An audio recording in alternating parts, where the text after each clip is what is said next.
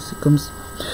Bonjour les enfants, j'espère que vous allez bien. Je suis contente de vous retrouver en vidéo et de vous retrouver dans la salle demain, par la grâce de Dieu. Chloé pense, Kevin, c'est toujours pareil. Il a le meilleur rôle de la pièce. Le maître le choisit à chaque fois. C'est vraiment son élève préféré. C'est son chouchou. Oh là là, le maître, il voit même pas les bêtises qu'il fait. Il lui trouve toujours des excuses. À chaque fois, il lui trouve des excuses. Oh là là, c'est terrible de ressentir ça. Est-ce qu'il t'arrive aussi d'avoir l'impression que ton maître ou ta maîtresse ou tes parents ont des enfants, préfèrent d'autres enfants que toi? Et qu'est-ce que tu ressens à ce moment-là? Et que ressentent les autres enfants? De la jalousie, je suppose. Eh oui, de la jalousie. Il y a peut-être de la jalousie dans ta vie ou dans ta famille. Nous allons rendre visite à une famille de la Bible où il y a beaucoup de jalousie. C'est la famille de Jacob. Alors, Jacob, c'est le petit-fils d'Abraham. Abraham, il a eu un fils qui s'appelle Isaac. Isaac, à son tour, a eu 2 fils, dont Jacob. On va parler aujourd'hui. Et Jacob, il était très amoureux de Rachel. Mais son beau-père, qui s'appelle Laban, à cette époque, il voulait qu'il respecte la tradition. À cette époque, il lui a demandé d'épouser la fille aînée, sa fille aînée, qui s'appelle Léa. Du coup, maintenant, Jacob a 2 femmes, il se retrouve avec 2 femmes. C'était la coutume à l'époque, mais ce n'est pas dans le plan de Dieu. Parce que Dieu, il veut que on ait un mari et on ait une femme. C'est tout. C'est ça le plan de Dieu. Voilà, je vous montre Jacob avec Léa et Rachel. En image. Voilà. Donc Jacob avait ses 2 femmes. Et Léa, l'autre sœur, la sœur de Rachel, elle essayait souvent d'attirer l'attention de Jacob. Elle essayait de tout faire pour que Jacob puisse l'aimer. Dieu est triste de voir cela dans cette famille. Vous imaginez aussi les enfants que Dieu est triste de voir ce qui se passe dans cette famille. Parce que Dieu, il les aime tous les 3. Il aime Rachel, il aime Léa, il aime Jacob avec autant d'amour. La Bible dit que Dieu ne fait pas de différence entre Jacob, Rachel, Léa. Il ne fait pas de différence entre moi, entre toi, entre toutes les autres personnes. Aucune différence. Il ne fait pas de différence entre les hommes. Il est bon envers tous les hommes, envers chacun de nous, envers chacun d'eux aussi. Dieu n'a pas de favoris. Ça n'existe pas. Autant nous avons parfois des favoris, des préférés. Dieu n'est pas content quand c'est comme ça. Mais Dieu, lui, il n'a pas de favoris. Et oui, Dieu t'aime autant que tes frères et sœurs. Dieu t'aime autant que tes copains et tes copines de classe. Dieu, il t'aime autant que le grand footballeur que tu admires le plus. Et oui, Dieu, il t'aime. Il veut prendre soin de toi. Il veut prendre soin de moi. Il veut prendre soin de nous. Dieu se montre donc bon envers Léa en permettant qu'elle ait un fils. Ce fils, ce premier fils, elle s'appelait Ruben, qui signifie « voyez, un fils ». Et oui, elle est contente d'avoir un fils avec Jacob. Et elle se dit aussi que comme ça, son mari va avoir plus d'attention pour elle. Et elle se dit aussi que le Seigneur savait, il sait, il a entendu aussi combien elle se sentait humiliée, elle se sentait moins désirée que sa sœur Rachel, moins aimée, et maintenant son mari va l'aimer. Voilà que Léa va avoir un autre fils, et cet autre fils va s'appeler Siméon. Siméon veut dire Dieu a entendu. Et oui, parce que Dieu a entendu sa souffrance. Dieu a entendu sa plainte. Et elle a compris que Dieu l'a entendu, justement. Quelque temps après, elle a eu un troisième fils qui va s'appeler Lévi. Lévi veut dire s'attacher. Elle se dit que, voilà, avec ce troisième fils, son mari, Jacob, va s'attacher plus à elle qu'à sa sœur Rachel. C'est ce qu'elle pense en mettant au monde ce garçon. Dieu permet qu'elle mette au monde un quatrième fils. Et ce quatrième fils va s'appeler Judas. Judas veut dire Dieu soit loué. Dieu soit loué. Car elle a envie vraiment de louer Dieu. Elle a envie de louer Dieu. Ah, c'est sûr, c'est merveilleux, puisque maintenant, elle a 4 garçons. Et elle est heureuse avec Jacob d'avoir ces 4 garçons. C'est une joie pour eux de voir ces 4 garçons grandir, jouer, courir, partout, grandir ensemble. Et Dieu, il a vu toute la peine de Léa, et il a entendu la plainte de Léa, et il lui a montré son amour à Léa. Il lui a montré son amour en permettant qu'elle ait ses 4 fils. Dieu aime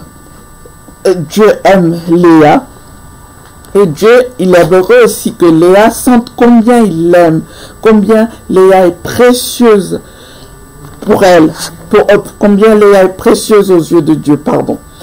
Et oui, comme je vais vous le montrer aussi là, oui, chacun de nous est précieux devant Dieu.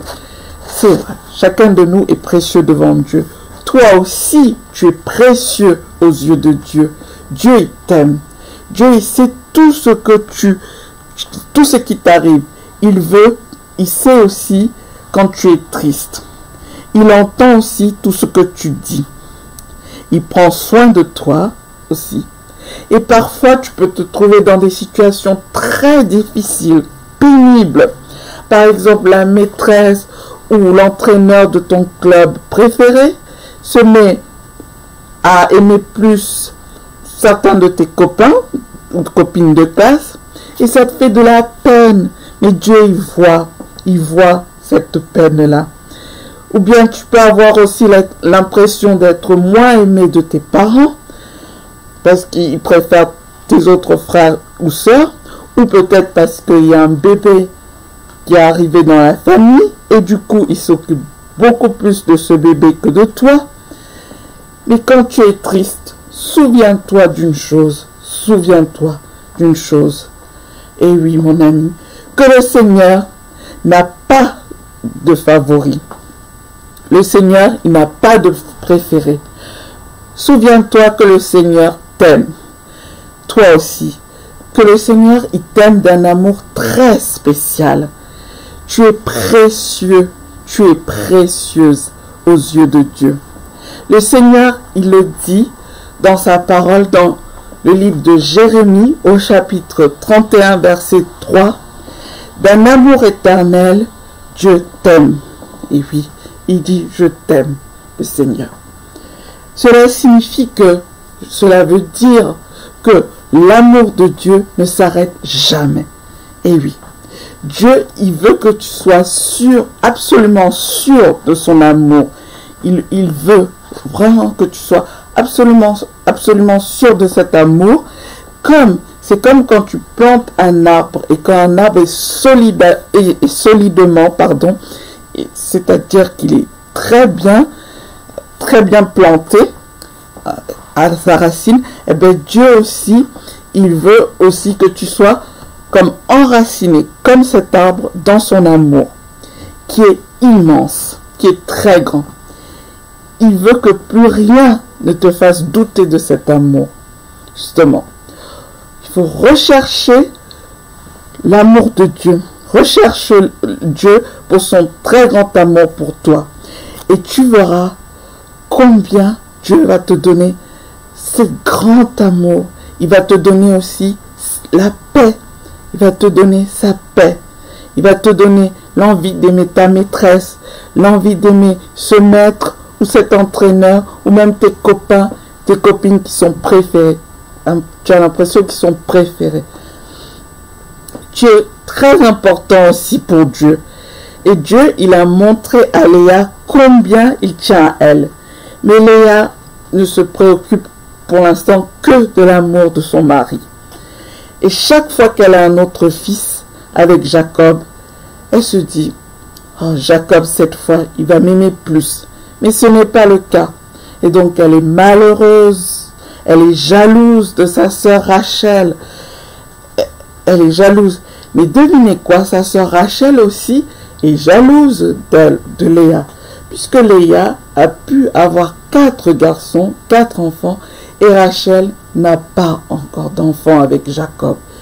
Et elle se sent triste. Elle dit même à Jacob, voilà, donne-moi des enfants, sinon j'en mourrai. Oh là là. Et elle crie aussi sa souffrance à Dieu. Et oui, Rachel a peur que Jacob cesse de l'aimer. Si elle ne met pas au monde un fils, si elle ne lui donne pas autant de fils que lui a donné sa sœur. Et ça peut créer des disputes. Et vous savez quoi? Les disputes peuvent faire du mal à une famille. Et oui, la Bible dit que les disputes, elles viennent de nos envies, de mes envies, de ma jalousie, de notre jalousie. Et cela commence dans mon cœur, cela commence dans notre cœur, tous ces sentiments de jalousie. Et même si tu crois en Dieu, il peut t'arriver aussi en secret d'envier ou d'avoir de la jalousie pour ce que quelqu'un d'autre a de plus que toi. Tu peux peut-être vouloir les mêmes jouets ou les mêmes vêtements que ta copine ou que ton copain de classe ou de l'école du dimanche. Et tu en arrives peut-être même à détester cette personne au point où tu commences à te dire, tiens, et si je me mettais à trouver aussi un moyen pour que cette personne puisse... si je trouvais aussi un moyen pour que cette personne, justement, il lui arrive des mauvaises choses, il t'arrive même de penser cela. Parce que tu penses qu'en ayant ce que cette personne a, tu vas te sentir mieux. Et non, ce sera pas le cas. Et oui, il faut te souvenir que Dieu t'aime. Dieu sait exactement ce dont tu as besoin et Dieu va te donner ce dont tu as besoin. Et Dieu, pour Dieu, tu es précieux à ses yeux. Tu es précieuse à ses yeux. Et quand tu as ce genre de sentiment de jalousie, d'avoir envie d'avoir ce que quelqu'un d'autre a, demande pardon à Dieu. Demande-lui pardon de ce sentiment de jalousie que tu as. Et oui, tu es précieux, tu es précieuse devant Dieu. À ce moment-là, en te rappelant cela, tu pourras vivre en paix avec les autres. Donc, Jacob, maintenant, il a 10 fils et il a une fille, toujours de Léa. Et voilà qu'il arrive un grand miracle. Rachel va donner naissance à un fils, à un garçon. Et ce garçon va s'appeler Joseph. Qu'est-ce que veut dire Joseph? Et oui, Joseph signifie Dieu ajoutera. Parce que dès ce moment-là, Rachel s'est dit, voilà, c'est sûr, Dieu va me donner un autre garçon en plus de Joseph. Justement. Et Joseph grandit bien. Et à l'âge de 6 ans, Rachel tombe à nouveau enceinte. Et elle donne naissance à un nouveau garçon, comme elle a pensé, elle avait vraiment foi en Dieu, elle savait que Dieu allait lui donner un autre garçon en plus. Ce garçon s'appelle Benjamin. Mais quelle tristesse! Oh, ça va être très triste pour cette famille. Rachel meurt en donnant naissance à ce garçon. C'est triste, Rachel meurt à ce moment-là.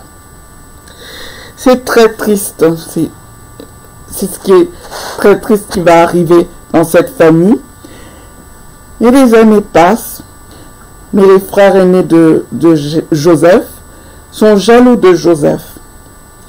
Parce qu'ils sentent que Jacob, à ce moment-là, dès la naissance de Joseph aussi, Jacob s'est mis à aimer plus, à porter plus son attention sur Joseph que sur ses autres garçons.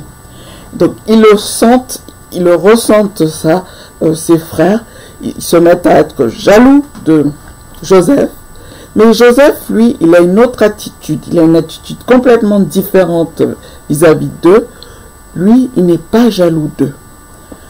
Alors qu'il pourrait l'être, puisque, comme je vous l'ai dit tout à l'heure, sa maman Rachel est morte en donnant naissance à son petit frère Benjamin.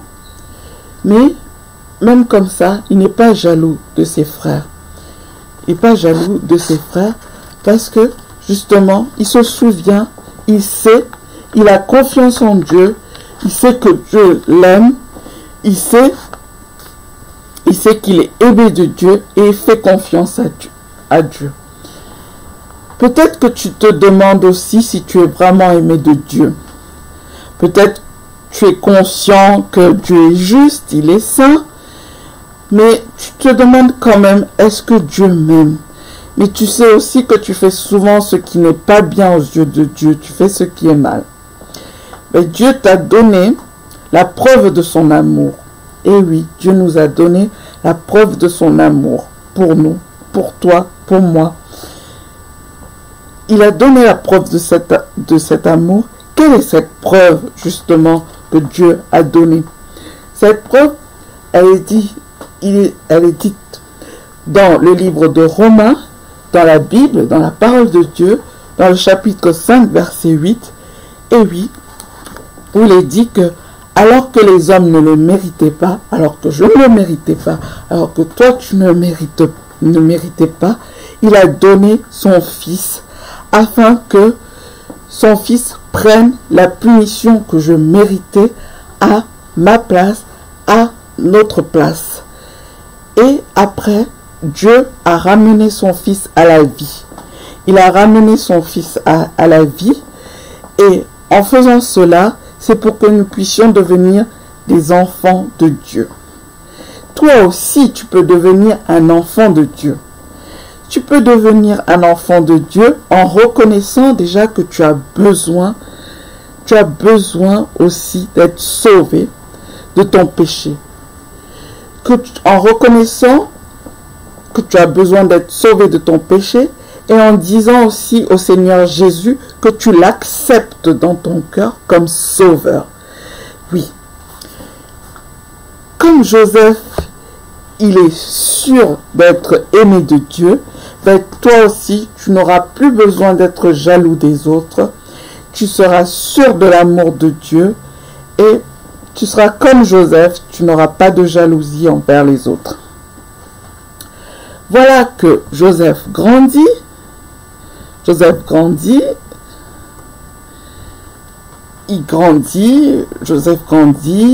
il apprend le même métier que ses frères, le métier de berger, il va travailler dans les champs avec ses frères, justement, il part souvent avec eux dans les champs, et puis aussi, il voit que pendant qu'il travaille, ben, ses frères, des fois, ils font des choses, des vilaines choses, des choses qui ne sont pas agréables à Dieu, forcément. Et donc, qu'est-ce qui se passe quand Joseph rentre du travail?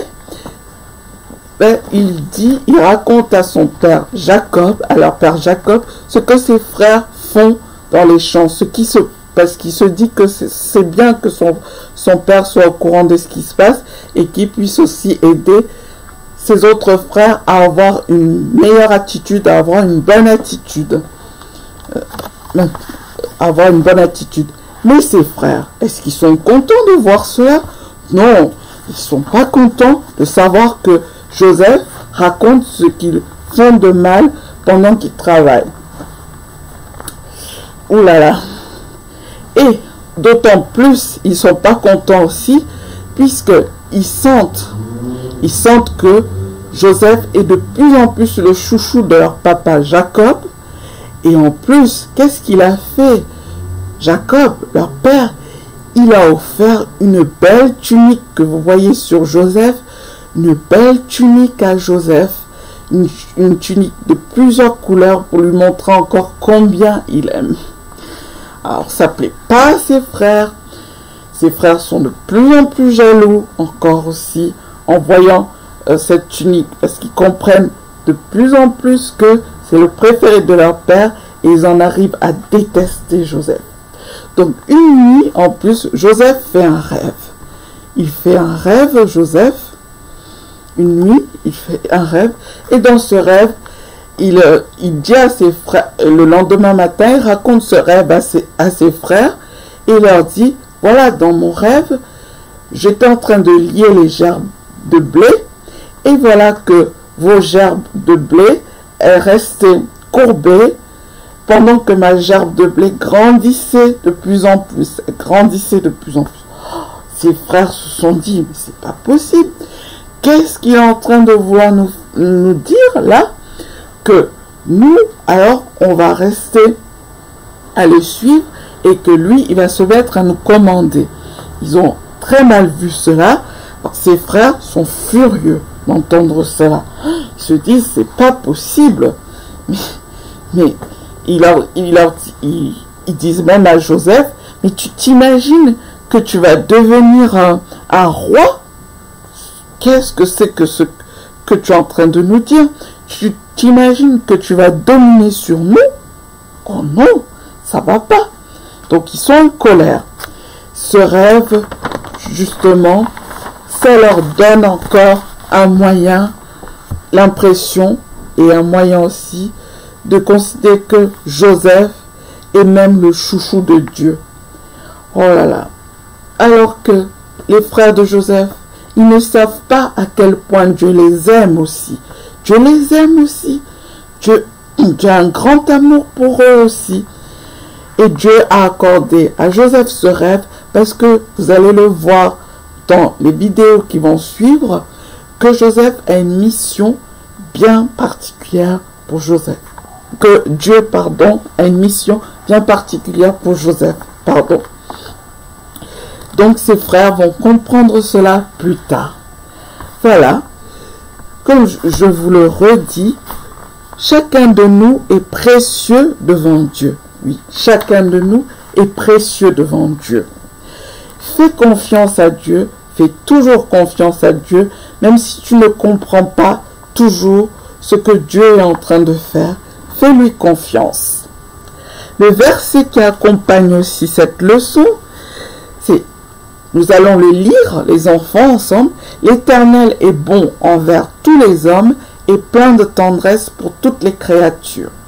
L'Éternel est bon, et oui, c'est merveilleux, envers tous les hommes et plein de tendresse pour toutes les créatures.